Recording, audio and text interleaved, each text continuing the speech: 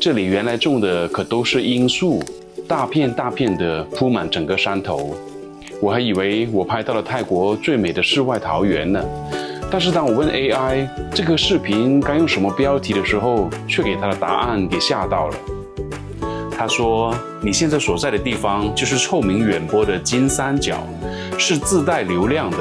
你要利用這裡。”停一下，我現在在金三角。金三角指的不是那個隔着一條河、3個國家交界的地方嗎？他說那裡只是一個給遊客去打卡的地方。那難道不是指那個在老撾的金三角特區嗎？是，但也不全是。那到底是怎麼回事？這一次我把距離緬甸最近的地方美賽、梅占、清萊都走了一遍，用我自己的腳步、自己的鏡頭親自看一看這裡是不是真的這麼危險。來了！你有什麼信仰？我有什麼信仰 ？No， 沒有。坐上這種車，聽說還是向着邊境去。我沒有看過孤注一擲，但是新聞看了不少。這種結局通常都不會太好的。我的腦子都開始歷史回放了。我和這位泰國的朋友雖然也認識了5、6年，但是他應該不會從那個時候開始就養我這頭豬了吧？萬一真的……到了。原來只是到美賽吃個飯而已。他從來沒有告訴我說他家是在金三角的，估計他自己也並不知道外界把這一塊稱為金三角吧。這一次他要回家給他媽媽舉辦一個祈禱的儀式，我就趁機跟着他來玩一下。他們是屬於山地少數民族阿卡族，他們的祖先最早是生活在中國的雲南地區，後面不斷地向南遷徙，最後來到了泰國的北部。泰國政府呢，就給這些外來者劃分出了一塊土地，按照民族聚居，所以他們這一塊是分得很清晰的。這一塊是阿卡的，那一塊是華人的，另外一塊呢就是本地泰老族的。但是有趣的是，這裡的天主教堂、基督教堂、佛教寺廟，又把他們全部都攏了在一起。不管你是什麼族，想要進的話都可以進。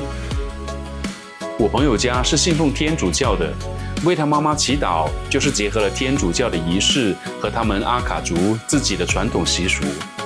我問他說：“你們家以前也種過罌粟嗎？”他說：“怎麼可能？這裡海拔這麼低，是種不出來的。”啊？好吧。但他說他小時候是真的見過有人在村子裡面買賣白粉，就跟他去小商店買糖果那樣，一手交錢一手交貨。這裡和緬甸實在是太近了，只是一山之隔。他的媽媽就是在緬甸長大的，準確來說是長大了之後才知道那裡是緬甸的國土。當時的人哪裡有這麼強的國界的意識呢？我朋友也說，他的同學有很多都是緬甸的。像我們來到的這一個帕米村的酒店，他看着店長很是眼熟，但是一直不敢相認，直到8個小時之後才敢開口。同學嗎？งั้นก็ไม่กล้าทักทำไมน่าขึ้นจังเลยใช่หรือเปล่านะยังไม่กล้าทักดีใจมากโอเคครับ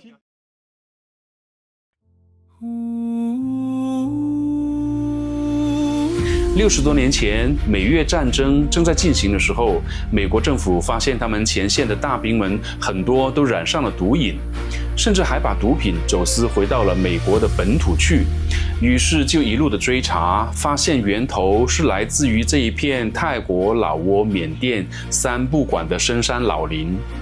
這裡的毒梟都是使用實體黃金來做交易的，所以在1971年的白宮新聞發布會上面，才有官員第一次使用了這個名稱 Golden Triangle 金三角。它所指的是一個接近20萬平方公里的區域，相當於有270個新加坡那麼大，比廣東省都要大上整整1圈。這3個國家在這當中是有着不同分工的。緬甸是種植和核心的基地，老撾區呢就負責加工和集散，泰國這一區就是中轉和通道，像當時的清邁，就是這一個毒品王國的地下首都了，黑錢白錢都是要從那裡經過的。所以如果你有去過清邁的話，說明你也去過金三角了。那個在老撾的金三角又算是什麼呢？那個是個山寨貨。哦，是，在這裡也能看得到外面，它有一個藍色的池子，也能看到那邊的景觀。這個帕米村就是當年金三角的核心種植區之一。很難想象60多年前這裡種着的是漫山遍野的罌粟。但是金三角的毒品帝國從這裡起源，是和這裡的海拔、氣候、土壤和日夜的大溫差有着緊密的關係的。最早的時候是西方殖民者把罌粟的種子帶到了東南亞，在那個交通閉塞的年代，如果種的是糧食，可能還沒有等運出去就已經全部爛光了。但是種罌粟呢，就不會了。等它結果了，就像割橡膠那樣，把果子劃開，讓汁液流下來，把雜質都去掉，最後就熬成鴉片了。那種質地應該是和牛黃解毒丸差不多的。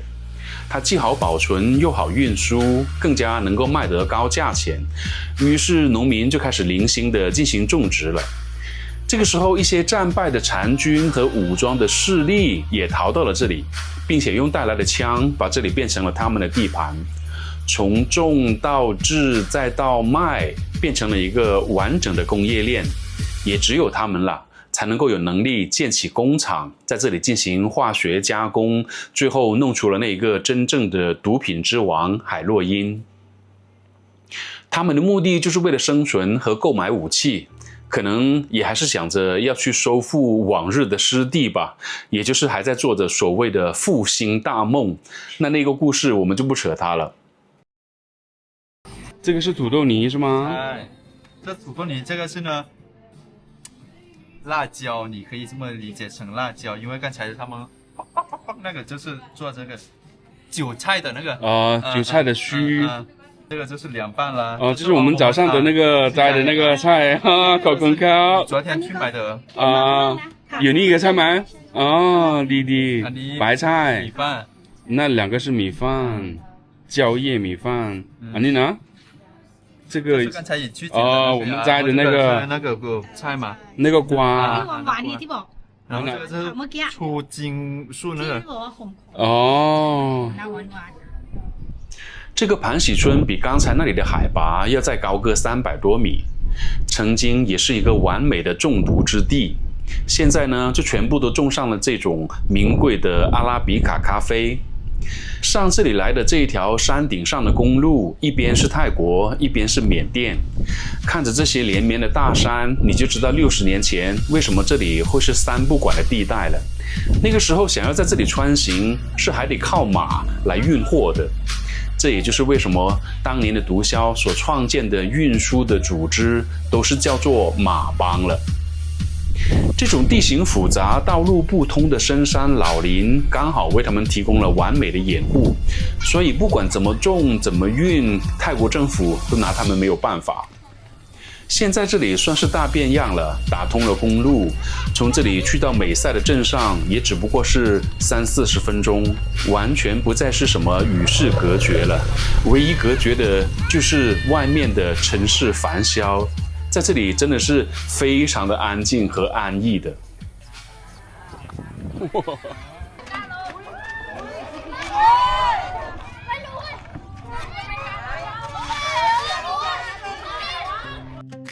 從這裡沿着山頂公路繼續開一段，就能夠去到遊客們熟悉的皇太后公園了。那裡也是進行過地理整容術，才把這個毒地變成花園的。當時泰國的皇太后知道中毒不會是一條出路，但是農民也得吃飯啊，必須得給他們找一些可以持續的生計才行。於是呢，就一邊來硬的，派人把毒品給鏟平，一邊再來軟的，免費給他們種子，勸他們改種夏威夷果和咖啡，日復一日，挨家挨戶的去提供幫助，最後才慢慢的把毒地變成了花園。這就是為什麼這些村民至今對這一個皇太后依然都非常敬愛的原因了。在這個皇太后花園旁邊有2個山頂村莊，無論你是遠觀它，還是親自的進入村裡面走一走，你都會有一種非常強烈的凌駕於人間的感覺。這裡雖然海拔這麼高，但是開車上下是一點難度都沒有的。不得不說，它這一個整容術真的是相當成功的。